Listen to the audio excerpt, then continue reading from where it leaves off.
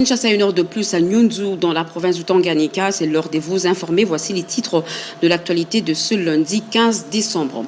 À la une ce soir, face à l'agression persistante du Rwanda, l'urgence humanitaire s'intensifie.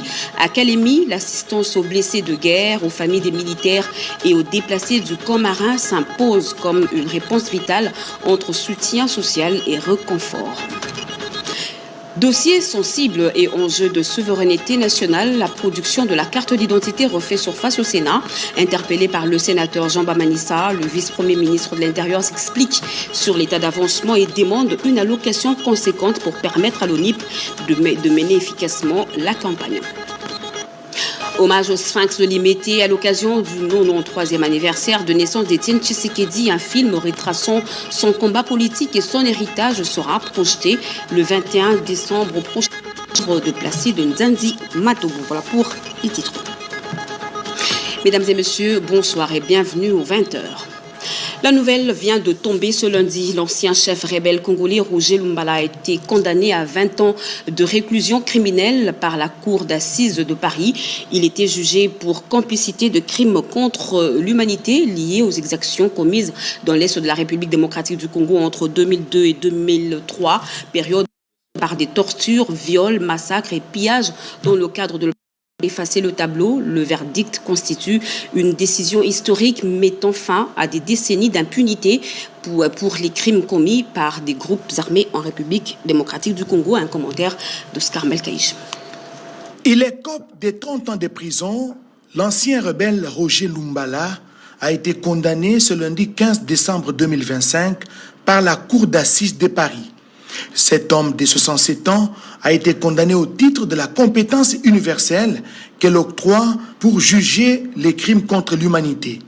Roger Lumbala, qui a 10 jours pour faire appel, a refusé d'assister à son procès, déniant toute légitimité à la justice française. Mais il est revenu écouter les verdicts impassibles.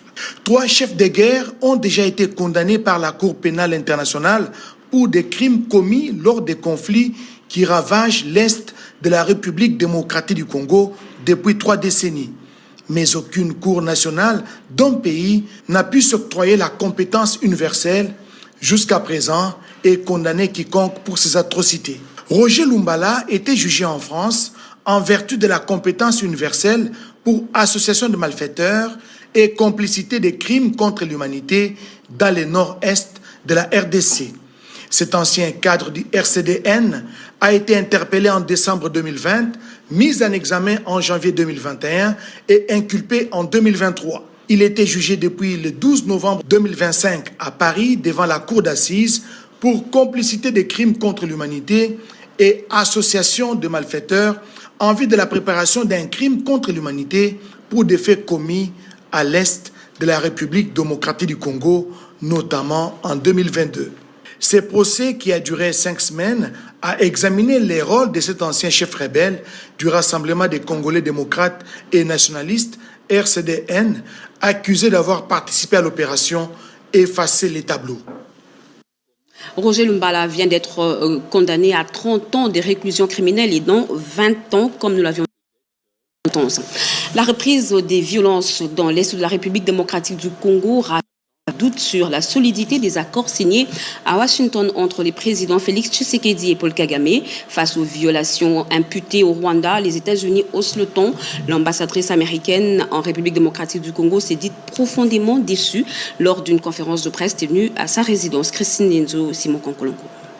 Les accords de paix signés entre la RDC et le Rwanda le 4 décembre 2025 sous la supervision du président des États-Unis, Donald Trump, visent le renforcement des engagements de ces 2 pays pour mettre fin à plusieurs décennies de conflits, favoriser la coopération économique et jeter les bases solides d'une paix durable.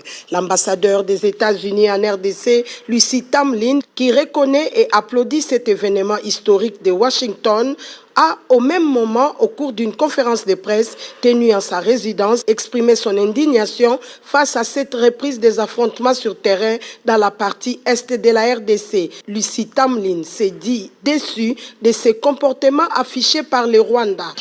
On a dit clairement que nous voulons que le Rwanda respecte ses engagements faits avec le président Trump à Washington le 4 décembre. Donc, c'est ça notre réaction. Nous allons travailler très étroitement avec tous les pays concernés pour que les engagements soient respectés.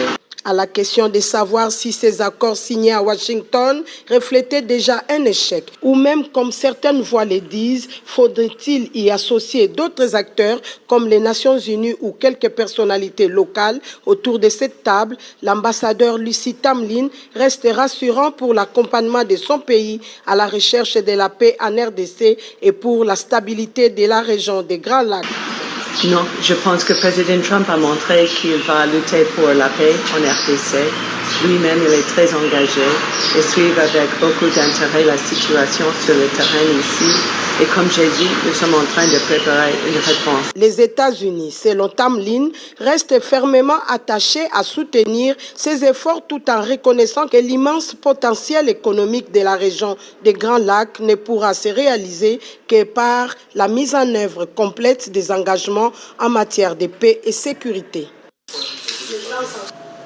Et contrairement aux rumeurs circulant sur une prétendue ville morte, Kinshasa vit normalement. Ce lundi 15 décembre, la population vaque librement à ses occupations, comme l'a constaté Everson Kabwaba lors d'une ronde sur les grands artères de la capitale. Regardez. La ville de Kinshasa a tourné en plein régime ce lundi 15 décembre 2025. Contrairement à la prétendue ville morte qui a été annoncée dans les réseaux sociaux par des personnes mal intentionnées, la population a vaqué librement à ses occupations. Je pense qu'il n'y a rien comme journée ville morte. Il y a des gens qui ont essayé de manipuler l'opinion. Nous avons besoin de travailler pour que notre pays puisse avancer. Devant l'école supérieure des commerces, ces étudiants rencontrés sur place n'ont pas cédé à la manipulation. En quittant ma demeure jusqu'ici, j'ai pu constater qu'il n'y a pas de ville morte. Les transports sont en train de se véhiculer tranquillement, calmement, donc il n'y a pas de ville morte. À ceux qui sont à la maison, mes collègues, camarades étudiants, je vous appelle tous à limiter, à être vigilants. Donc à ne pas se confronter à des histoires qui sont cacophonées, qui peuvent troubler.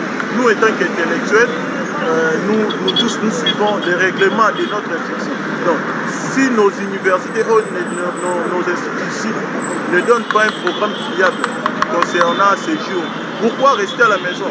Je n'ai pas compris raison nini baavansaki pour la ville morte, mais biso tozotanga bana bazali na classe remise et reprise pesa na kati ya ISS. On n'a pas senti ça. Un rendez-vous manqué par les manipulateurs et les habitants de Kinshasa ont plutôt suivi le mot d'ordre de l'autorité urbaine. Fidèle à l'un des piliers majeurs de son programme sur l'amélioration des conditions de vie des militaires et de leurs dépendants, le vice-premier ministre en charge de la Défense nationale des anciens combattants, Guy Kabombo Modianvita, a fait suivre sa récente visite à Kalemi d'actions concrètes. Une assistance sociale d'envergure a été apportée aux blessés de guerre et à leurs familles déplacées de Bukavu et de Goma installées au camp marin, traduisant une volonté claire, ne laisser aucun soldat ni aucune famille au bord du chemin. Je reste au Fondji. La guerre ne s'arrête pas au front, elle continue dans la chair des blessés et la précarité de leurs familles. En agissant à Kalemi, le gouvernement affirme que l'abandon n'est plus une option politique. Soucieux de l'amélioration des conditions de vie des militaires et de leurs dépendants, l'un de 3 axes majeurs de son programme, le vice-premier ministre, ministre de la Défense nationale et des anciens combattants, Maître Guy Kabombo Modianvita, a promis lors de sa récente visite à Kalemi, chef-lieu de la province du Tanganyika, une assistance sociale en faveur des blessés de guerre et de leurs familles déplacées de Bukavu et de Goma à la suite des récents affrontements. Cette promesse s'est concrétisée par la remise d'une gibecière composée des vivres et de biens non vivriers destinés à répondre aux besoins primaires des bénéficiaires installés au camp marin de Kalemi. Au total, 290 ménages, dont 60 blessés de guerre et plus de 150 veuves, ont bénéficié de cette assistance constituée notamment de sacs de semoule et de riz, des viandes de bœuf, de haricots, de sucre, de cartons de conserve, l'huile végétale, des pièces d'épargne pour les dames, des jus, des bâches ainsi que des cartons de savon et de poudre à lessive. Cette action intervient quelques jours seulement après le passage du vice-premier ministre, ministre de la Défense nationale à Kalemi, où il s'était longuement entretenu avec les blessés de guerre sur les conditions de vie, leur situation salariale et leur prise en charge médicale à l'hôpital militaire de référence. Par ailleurs, tous les enfants en âge de scolarité présents sur le site ont été identifiés et inscrits dans les écoles environnantes, garantissant ainsi la continuité de leur parcours éducatif. Enfin, il convient de souligner que d'autres mesures scolaires durables sont en cours de réflexion, notamment la construction de nouveaux bâtiments modernes afin d'améliorer durablement les conditions d'accueil des familles déplacées de l'Est de la République. Avant de partir en vacances parlementaires, les députés nationaux ont validé 2 textes clés, dont la loi d'habilitation autorisant le gouvernement à légiférer par ordonnance-loi, une mesure prise face à la persistance de la crise sécuritaire dans plusieurs provinces du pays. Anim Balaka et Hermé Bangando.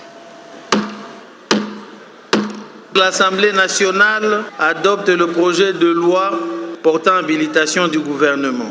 2. Projet de loi modifiant et complétant la loi numéro 73-021 du 20 juillet 1973 portant régime général des biens, régime foncier immobilier et régime des sûretés tels que modifiés et complétés par la loi numéro 80-008 du 18 juillet 1980. À la veille des vacances parlementaires, l'Assemblée nationale a adopté 2 lois majeures au cours d'une séance plénière marquée par des débats approfondis. Présidée par l'honorable Aimé Boji Songara, président de l'Assemblée nationale, la plénière du dimanche 14 décembre 2025, tenue à la veille de la clôture de la session ordinaire de septembre, a permis aux députés nationaux de se prononcer sur des textes jugés essentiels à la vie de la nation. La première loi adoptée porte habilitation du gouvernement à légiférer par ordonnance-loi pendant les vacances parlementaires. Le texte a été présenté par le ministre d'État en charge de la formation professionnelle, Marc Ekila, représentant le ministre d'État en charge de la justice, Guillaume Gueffa. Cette habilitation vise à assurer la continuité de l'action publique en permettant au gouvernement de prendre des mesures urgentes relevant du domaine de la loi. La seconde loi adoptée concerne les régimes des biens, le foncier et l'immobilier. Après un examen approfondi par une commission mixte regroupant les commissions politiques, administratives et juridiques ainsi que celles de l'aménagement du territoire, infrastructures et nouvelles technologies de l'information et de la communication. Sur les 420 députés nationaux présents, tous ont voté en faveur de ces 2 lois désormais transmises au chef de l'État Félix Antoine Tshisekedi Tshilombo pour promulgation conformément à la Constitution. Enfin, la plénière a été marquée par la présentation d'une motion d'information sur la situation préoccupante des enfants de la rue dans la ville de Lubumbashi, dénonçant des arrestations arbitraires assimilées à des actes de kidnapping. Et sous la présidence de Jean-Michel Sama-Lukonde, le Sénat a tenu une séance plénière ce dimanche 14 décembre. 3 points étaient inscrits à l'ordre du jour. Le projet de loi portant demande d'autorisation d'une nouvelle prorogation de l'état de siège dans une partie de la RDC, une question orale avec débat ainsi qu'une interpellation de certains membres du gouvernement. Janine Kalinga, Julien Piana et bienvenue au Salah. Contrôle parlementaire, le vice-premier ministre, ministre de l'Intérieur et les ministres des Ressources hydrauliques étaient devant les sénateurs à la plénière présidée par le président de la Chambre des sages, Jean-Michel Sama-Lukonde Kyenge. La plénière a examiné l'interpellation du sénateur Janvier Michakasiwa adressée au ministre des Ressources hydrauliques, Molendo Sakombi, concernant la politique nationale sur la gestion de la desserte en électricité au regard des coupures intempestives et la pénurie de cette denrée nécessaire à la vie de la population et au développement de la nation. Par ailleurs, le vice-premier ministre, ministre de l'Intérieur, décentralisation et affaires coutumières, Jacquemaine Chabani, a répondu aux préoccupations exprimées par les sénateurs Jean Bamanissa Saïdi et Jean-Pierre Batumoko au sujet des cartes d'identité. Jacquemaine Chabani a évoqué les obstacles rencontrés par l'Office national d'identification de la population dans dans l'exécution de ses tâches et il a ainsi plaidé pour une augmentation des crédits alloués à la production et à la délivrance des cartes d'identité dans les délais impartis. Après les réponses du VPM de l'Intérieur, les sénateurs Batumoko et Jean Bamanissa ont à tour de rôle formulé quelques recommandations. Le speaker de la Chambre haute du Parlement, Jean-Michel Samalkonde Kenge, a promis de transmettre toutes ces recommandations au gouvernement avant de remercier ses membres du gouvernement pour leur engagement lors de cet exercice de redevabilité parlementaire. Au cours de cette même plénière, la prorogation de l'état de siège a été autorisée pour la énième fois. Son économie a été présentée aux sénateurs par le ministre de la Formation professionnelle Marc Ekila. Le projet sera transmis au président de la République, Félix Antoine Tshisekedi Tshilombo, pour promulgation.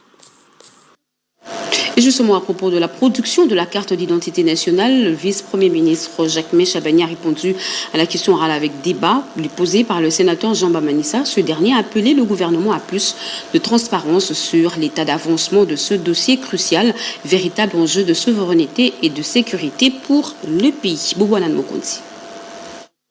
Plus de zones d'ombre autour de la question liée à l'identification des Congolais et à la production de la carte d'identité nationale face aux sénateurs lors d'une séance plénière tenue le dimanche dernier à la Chambre haute du Parlement. Le vice-premier ministre, ministre de l'Intérieur, Sécurité, Décentralisation et Affaires coutumières, Jacques Chabani, a premièrement reconnu que plusieurs blocages ont entravé le processus de la production de ces cartes par les passés avant de donner les calendriers indicatifs estimés par l'ONIP dès lors que les marchés auront été attribués aux prestataires techniques reconnus. Notre objectif commun est de transformer cette question en solution concrète. Voici donc les éléments de réponse structurés et regroupés selon les 4 axes principaux qui ont guidé vos interrogations. S'agissant de l'identification et de la production de la carte nationale d'identité, le calendrier de production et de délivrance de la carte nationale d'identité, aux contraintes rencontrées, aux dispositions envisagées pour y répondre et aux garanties offertes, nous souhaitons brosser quelques étapes à passer en revue avant de répondre directement à cette question. Il a par ailleurs profité de l'occasion pour solliciter des sénateurs une allocation conséquente liée aux opérations de l'Office national d'identification de la population, ONIP, en 2026. Et du bitume de Lubumbashi au chantier de Kanyama-Kasese, 153 jeunes d'Ikluna amorcent un nouveau départ acheminé vers le centre de service national. Ces anciens délinquants entament un processus de transformation en citoyens utiles grâce à un encadrement strict axé sur la discipline, l'apprentissage et la réinsertion sociale. Cédric Yaninambo. En route vers la réinsertion, en route pour une nouvelle vie. À Lubumbashi, dans le Haut-Katanga, l'exécutif provincial passe à l'action contre le banditisme urbain. 153 Kuluna au total, dont 12 filles, ont été embarquées à bord d'un cargo à destination de Kanyama-Kasese. Objectif, leur rééducation et leur réinsertion sociale sous la supervision du service national. Quand ils vont à Kanyama-Kasese, ils voient la mort. Non, il n'y a pas la mort. Donc nous voulons qu'ils soient vraiment utiles, au lieu qu'ils restent en plein centre-ville en train de tracasser les gens. Là où ils vont être formés par le général Kabouik avec toute son équipe. Nous voulons que demain, après demain, vous venez de les souligner, qu'ils soient des grands bâtisseurs. Ces premiers convois, encadrés par le chef de l'exécutif provincial du Haut-Katanga et les représentants du commandant du service national, marquent une nouvelle phase dans la lutte contre l'insécurité. Parmi ces jeunes, certains ont volontairement accepté de changer de vie. D'autres ont été rattrapés par la loi. À Kanyama-Kasese, ces jeunes recevront une formation civique, militaire et professionnelle pour leur offrir une seconde chance. Le message est clair, la République ne cédera plus face à la délinquance. Les acteurs de l'agriculture, de la production à la consommation sont autour d'une même table pour imaginer les nouvelles voies qui développent ce secteur. Société civile, experts et fédérations des entreprises du Congo vont mettre des recommandations sur la table de gouvernement à l'issue du colloque agricole de 3 jours au fleuve Congo Hôtel. Regardez. Sommes-nous prêts à donner des pistes de financement du secteur agricole? Sommes-nous prêts à donner accès aux produits agricoles de la RDC au marché intérieur et extérieur? Sommes-nous prêts, à partir de la coopération internationale, de relancer notre secteur? C'est par ce questionnement interpellateur que le secrétaire général à l'agriculture, Damas Mamba Mamba, a, au nom du ministre d'État, ministre de l'Agriculture et Sécurité alimentaire, Mouindo Nzangi Butondo, ouvert le colloque agricole d'échange d'expériences entre les organisateurs de la société civile, les experts, les scientifiques et les acteurs politiques sur la praticabilité de la relance agricole et la sécurité alimentaire en période de fragilité. Pour avoir la revanche du sol sur le sous-sol, comme le veut le président de la République, Félix-Antoine Tshisekedi, il faut changer de paradigme, prendre des décisions courageuses dans les secteurs agricoles. Il est donc attendu de ce forum des recommandations pertinentes pour plus d'efficacité de la politique agricole congolaise. L'Union africaine, représentée par Sarah Garbi, Chair Cluster Agriculture and Rural Economy, s'est jointe aux efforts de réflexion. Pendant 3 jours, soit du lundi 15 au mercredi 17 décembre, tous sortiront les meilleurs d'eux-mêmes pour un avenir agricole radieux. La République démocratique du Congo amorce une réforme clé pour booster les investissements. Le ministre du Plan, Guilain Nyembo, a lancé la révision de la loi sur le partenariat public-privé. Yvette Mokontima Peggy Mokunda. Réforme du partenariat public-privé en RDC, un pas stratégique vers un développement accéléré. Le gouvernement congolais enclenche une nouvelle dynamique dans la modernisation de son économie. Le ministre d'État au plan Guilain Nyembo Mbouizia, en présence de son collègue de Poste et Télécommunications José Pandakabangou, a procédé au lancement officiel de la réforme de la loi sur les partenariats public-privé, mieux connu sous l'acronyme PPP. La réussite de ce double processus, en l'occurrence la révision de la loi PPP et la montée en compétences, reposera sur une coordination interinstitutionnelle exemplaire, la rigueur et l'engagement total de chacun d'entre nous. Le ministère du Plan et de la coordination de l'aide au développement est fidèle à son élan de renforcement de l'efficacité de l'action publique en général et de l'investissement public en particulier, jouera sans relâche son rôle afin de booster l'un des secteurs clés de son portefeuille institutionnel. Cette réforme vise à aligner le cadre juridique de la RDC aux standards internationaux afin de faire du PPP un véritable levier d'investissement pour le projet d'infrastructure. Inscrite dans le plan national stratégique de développement 2024 et 2025, cette réforme intervient dans un contexte marqué par de besoins croissants et un espace budgétaire limité. Ces travaux bénéficient de l'appui de la BAD et la Facilité africaine de soutien juridique. Plus de 400 femmes ont répondu présentes à l'appel à l'autonomisation à l'initiative de Léonie Kandolo, ancienne ministre du Genre. Elles se sont inscrites pour bénéficier de formations pratiques en saponification, coupe-couture, mais aussi en gestion des micro-entreprises. Une démarche concrète pour renforcer l'indépendance économique des femmes. Joséphine Lyondo. L'autonomisation des femmes est au cœur des priorités de Léonie Kandolo, ministre honoraire du genre, de la famille et des enfants. Elle a réaffirmé son engagement indéfectible en faveur de cette cause qu'elle considère comme une véritable stratégie de transformation sociale visant à offrir aux femmes les moyens de participer pleinement au développement du pays. C'était à l'occasion de la sortie officielle de sa structure dénommée LKO, une initiative qui vise à doter les participantes de compétences pratiques et directement exploitables sur le marché du travail afin de réduire leur dépendance économique et de renforcer leur place dans la société. Nous allons d'abord commencer à aider en suivant la vision du chef de l'État, Félix-Antoine Tshisekedi, en faisant des formations. Parce que si les femmes doivent devenir autonomes, elles doivent être formées. Nous travaillons à la base avec des formations de base, comme l'alphabétisation, comme la transformation de l'huile en savon, transformation de produits vivriers. À Kinshasa, il y a des millions d'habitants. Aucun de nous ne peut atteindre tous les millions d'habitants de Kinshasa. Donc chacun va travailler où il peut.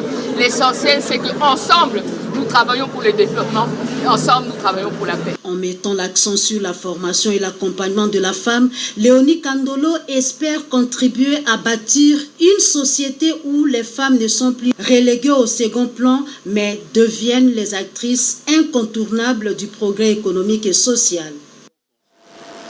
À la Gécamine, tradition et productivité vont de pair. La société a célébré les journées des mangeurs de cuivre, une occasion festive, mais aussi de sensibilisation autour de la compétence productive au sein de cette entreprise emblématique du secteur minier congolais. Suzingo Ichibouy.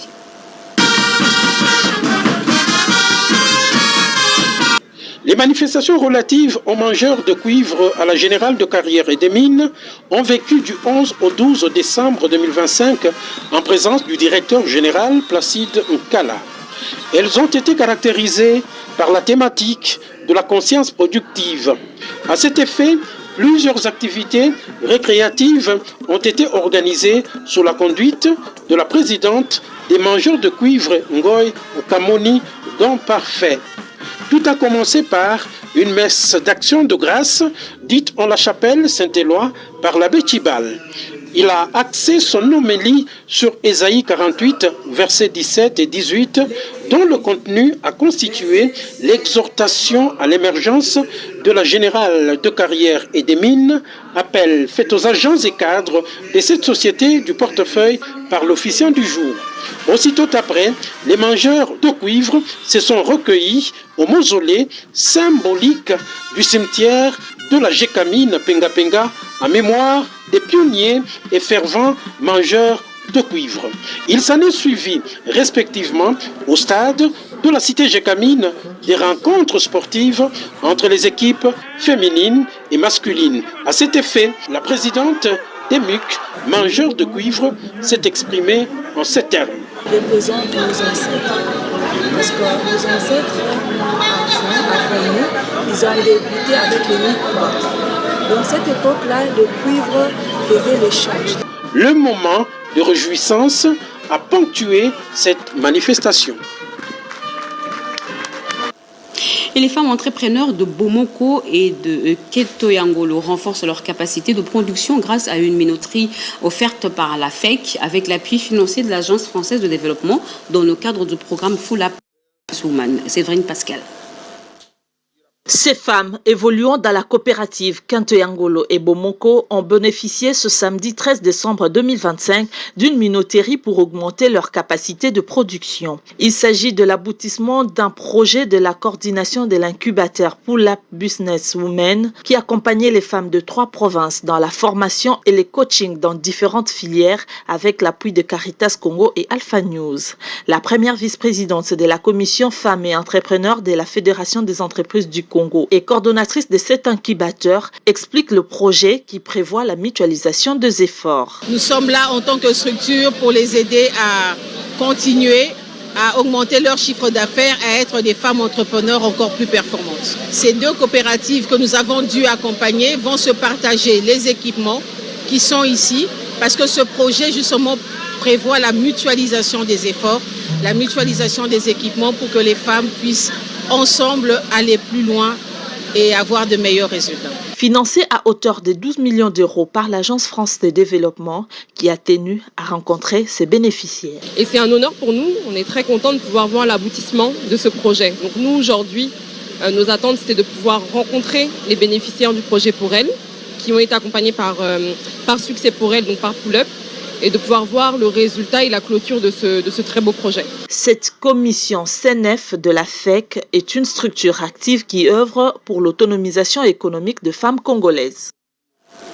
C'est sous le thème les déterminants de l'efficacité des services publics de production et de santé bovine en République démocratique du Congo de 1990 à 2023 que le docteur Météo Nyengesh Bruno a soutenu sa thèse d'agrégation en médecine vétérinaire. Rosine Moutala.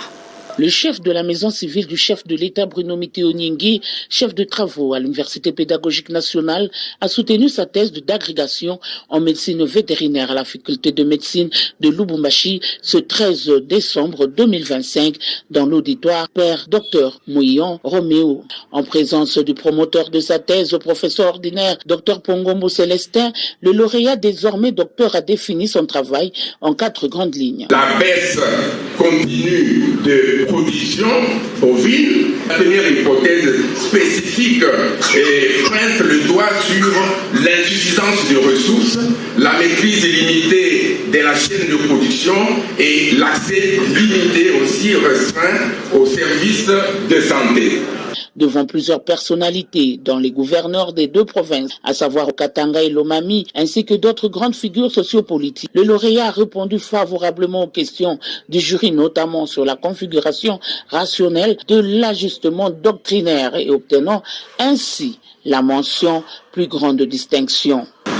Nous, présidents, secrétaires et membres du jury, chargé par le recteur de l'université de Lubumbashi, Monsieur le chef des travaux, Dr Miteo Nyingui Bruno, a réussi avec la mention la plus grande distinction. Il sied de vous signaler que sa thèse a pour titre « Les déterminants de l'efficacité des services publics de production et de santé bovine en République démocratique du Congo de 1990 à 2023 ». Il n'y a que 10% de besoins en protéines d'origine animale qui sont couverts. Et le reste, 90% viennent d'où? Viennent d'autres ressources sauvages, importations, etc. Eh bien, ils veulent bien voir une amélioration, une redynamisation de ces secteurs. Et ces secteurs, cette détermination ne peut que passer par le schéma que j'ai pu proposer. La mobilisation de ressources en premier lieu qu'il faut affecter à l'appui institutionnel. En politique, en mission dans le Haut-Katanga, le secrétaire permanent de l'Union sacrée, le professeur André Mbata, a appelé les fils et filles de la province à l'unité après les divisions récemment observées. Il a également exhorté à un soutien total au gouverneur Martin Kazembe avant d'annoncer l'organisation d'une marche pacifique le 19 décembre prochain en appui au chef de l'État, Robert Ndaïtusisi. De passage ce week-end à Lubumbashi, le secrétaire permanent de l'Union sacrée de la Nation, le professeur André Mbata Betoukoumé Soumangu, était au siège de l'Union sacrée pour apaiser les esprits divisés et rétablir l'harmonie au sein de la coordination provinciale du Haut-Katanga. Une importante réunion pour faire taire les rivalités internes depuis la convocation du gouverneur Kiaboula Kinshasa. Le professeur André Mbata Betoukoumé Soumangu a appelé tout le monde à la réconciliation afin d'unir les forces autour du gouverneur intérimaire Martin Kazembe, coordonnateur provincial de l'Union sacrée de la Nation. Le numéro 1 de la province du Haut-Katanga, Martin Kazembe, appelle au rassemblement et à la cohésion. Dans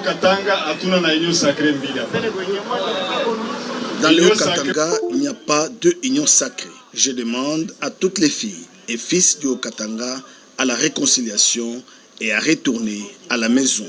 Que ceux qui étaient partis rentrent pour soutenir le chef de l'État, Félix Antoine Tshisekedi Tshilombo. Nous avons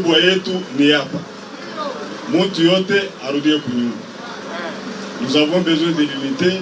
Le secrétaire permanent de l'Union sacrée de la Nation, le professeur André Mbata Betoukoumé Soumangu, a souligné l'importance de l'unité et de la réconciliation autour du gouverneur Martin Kazembe en cette période de l'agression rwandaise, car les divisions internes nuisent à l'efficacité de la sécurité de la province. André Mbata a annoncé une marche pacifique le 19 décembre 2025 pour sensibiliser l'opinion publique sur la menace sécuritaire à l'est de la République démocratique du Congo. Excellence gouverneur, je dis à tous les membres de l'Union sacrée qui sont ici que le 19 décembre, nous avons lancé l'appel à la mobilisation générale. Nous allons marcher,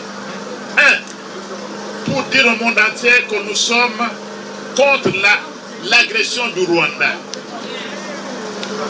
Que nous soutenons les accords qui tendent à mettre fin à cette agression. Bien avant, le secrétaire permanent de l'Union sacrée de la Nation a échangé avec les regroupements politiques du Haut-Katanga, invitant tous les partis à soutenir le chef de l'État, Félix Antoine Tshisekedi Tshilombo, en cette période difficile que traverse la République démocratique du Congo. Politique encore, le secrétaire général de l'UDPS a réuni cadres et militants du parti afin d'échanger autour de l'accord de paix de Washington. La rencontre a été marquée par une minute de silence en mémoire des victimes d'Ouvira. À cette occasion, Augustin Kabouya a appelé les Congolais à s'approprier cet accord qu'il considère comme un décisif pour la paix durable et la souveraineté de la République démocratique du Congo. Alain Bikaï. C'est sous escorte des combattants de ces partis de masse de la RDC que le président intérimaire de l'UDPS a fait son entrée au siège du parti. Cadres et militants venus nombreux l'y attendaient pour l'écouter.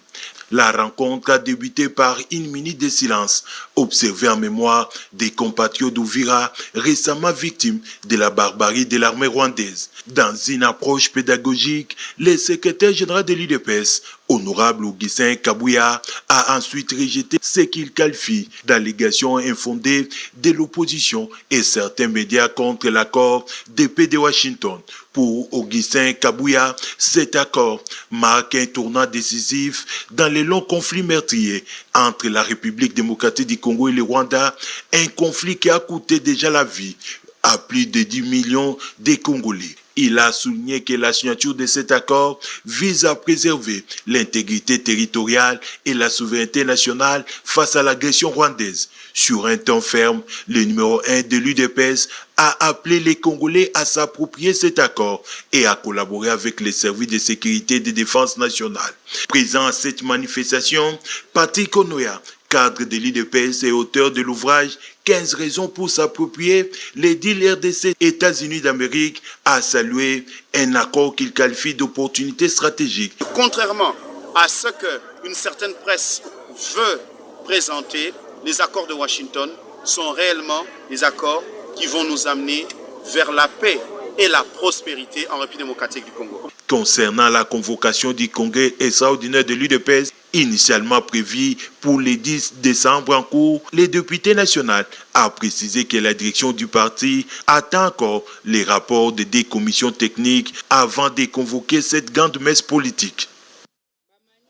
La diplomatie américaine rend hommage à Melissa, diplomate de renom décédée le 12 décembre 2025 à l'âge de 93 ans devant l'ambassadrice des États-Unis en RDC, Lucie Tamlin, a salué le parcours d'une pionnière et l'engagement d'une femme qui a marqué l'Afrique, précisément la République démocratique du Congo. Elle a joué un rôle clé durant la transition politique du début des années 1990. Les images, Christine Enzo nous le promet dans nos prochaines éditions. Un hommage cinématographique, cette fois-ci au Sphinx de Limete à l'occasion du 93e anniversaire de naissance d'Étienne Tshisekedi Wamulumba. Un film retraçant son combat politique et son héritage sera projeté le 21 décembre prochain. Une œuvre signée Placide Nzazi Matobo à découvrir dans ce reportage de Ricardo Bambé. Cette rencontre avec le professionnel des médias visait à annoncer officiellement la sortie prochaine du film documentaire Vision et héritage politique du docteur Étienne Tshisekedi Wamulumba, dont la projection est prévue le 21 décembre prochain dans la grande salle du Centre culturel Boboto. L'œuvre se veut un moment de mémoire, de réflexion et de transmission à l'intention des générations présentes et futures. Depuis 2024, janvier, de pouvoir écrire avec des compatriotes de Congolais l'histoire récente et un peu plus lointaine de l'homme, de la République démocratique du Congo, sachant qu'il est, n'est-ce pas, dans cette première vague de nos pères qui ont donné la voix par rapport à la politique de notre pays. Et l'homme a combattu pendant plus de 37 ans. C'est énorme pour un homme qui est resté égal à lui-même. Il a refusé des privilèges. Il a refusé les honneurs. Il a refusé tout ce qu'on pouvait, n'est-ce pas, lui présenter pour voir le peuple congolais jouir de liberté, jouir de ses droits, mais également d'une certaine justice distributive. Réalisé par Martin Kitoudi Barwani et placé sous la direction artistique de Dadi Kakassa Ndiongo, ces documents